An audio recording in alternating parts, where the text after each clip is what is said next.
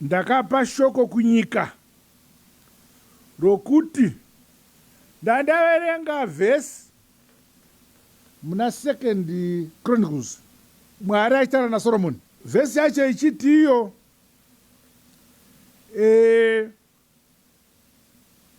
vanhu vangu ndovarova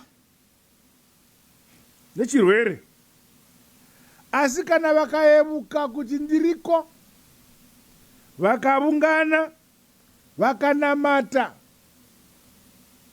kuti Mwari muriko, womundimatirowa nezvizvizvi, aiwa, tapupura, tachema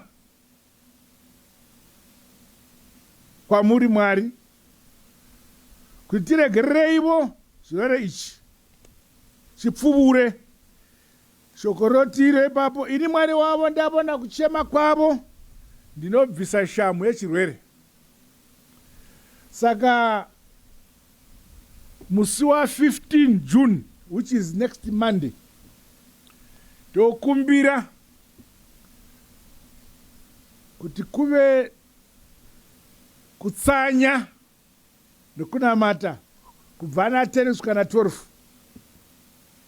Asi chinamatira chirwere ichi, ukanamatira zvimwe, Mwari wako ndiye anoziva kuti wanamatira zvimwe zvandisina kukumbira.